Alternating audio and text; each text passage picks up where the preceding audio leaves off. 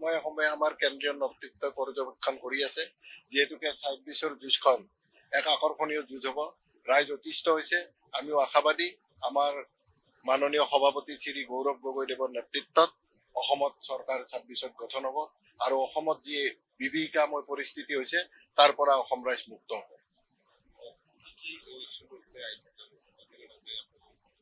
নহয়, জনজাতিৰ যি আজি অনুৎকৰ্ম একতাৰ মাজত যি বিবাদৰ সৃষ্টি হৈছে, এই বিবাদ আঁতৰাই সকলো জনজাতি গোষ্ঠীয়ে হওক বা বিভিন্ন ভাষা ভাষী গোষ্ঠীয়ে হওক, সকলোকে একত্ৰিত কৰি এখন বৰ অসম গঢ়াৰ সপোন দেখিছে আমাৰ সভাপতি ডাঙৰীয়াই, আৰু আমাৰ কেন্দ্ৰীয় নেতৃত্বইও আমাক সম্পূৰ্ণ সহযোগ কৰিছে। তাৰ পৰিপ্ৰেক্ষিততে আজি সময়ে সময়ে প্ৰতি মাহতে আজি আহিছে আমাৰ অল ইণ্ডিয়া মিডিয়া কোঅৰ্ডিনেটৰ, কিছুদিন আগতে আমাৰ কেম্পেইনিং কমিটিৰ পৰ্যবেক্ষকসকলে আহিছে। কেনেধৰণে প্ৰস্তুতি কৰিলে অসমত শান্তিৰ সৃষ্টি হ'ব, অসমৰ বিভাজন আঁতৰি একতা আহিব আৰু অসমত উন্নয়ন হ'ব, তাৰ প্ৰতি লক্ষ্য ৰাখি আমাৰ এই কাৰ্যপন্থা হাতত লোৱা হৈছে। আৰু বিভিন্ন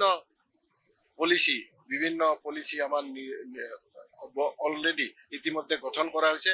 এই পলিচিবিলাকৰ দ্বাৰাই ৰাইজৰ মাজত গৈ এখন উন্নয়ন অসম, এখন শান্তিৰ অসম আৰু এক নতুন অসম, এক বৰ অসম গঢ়াৰ প্ৰচেষ্টা হাতত লৈছে আমাৰ মাননীয় সভাপতি গৌৰৱ গগৈ ডাঙৰীয়া।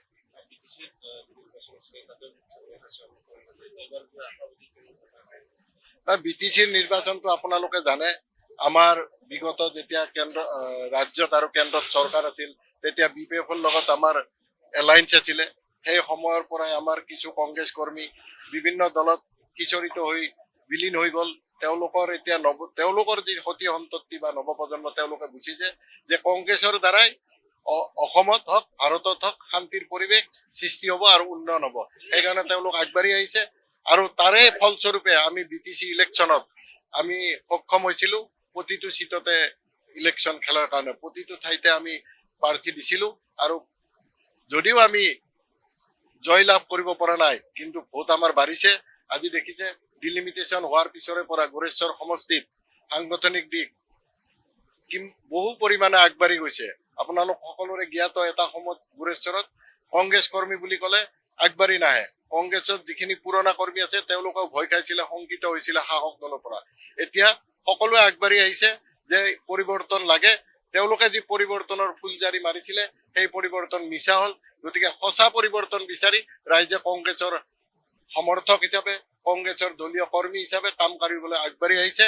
তেওঁলোক নিশ্চিত যে কংগ্ৰেছ যদি শাসনলৈ আহে তেতিয়াই এখন সুস্থিৰ অসম গঢ় ল'ব।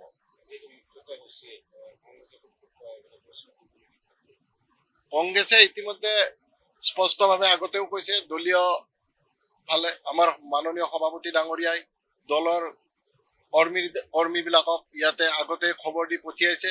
আমাৰ ৱৰ্কিং প্ৰেচিডেণ্ট জাকিৰ হুছেইন চিকদাৰ ডাঙৰীয়াই আহিও দলৰ সকলো পৰ্যায়ৰ নেতাক লগ কৰিছে। তেওঁলোকে কৈছে যে গোৰেশ্বৰ সমষ্টিত আমি এইবাৰ কংগ্ৰেছে প্ৰাৰ্থী দিম, আৰু কংগ্ৰেছে প্ৰাৰ্থী দিয়াই নহয়, কংগ্ৰেছে যিকোনো প্ৰকাৰে জয়লাভ কৰাৰ আমি সকলো ধৰণৰ প্ৰচেষ্টা হাতত ল'ম।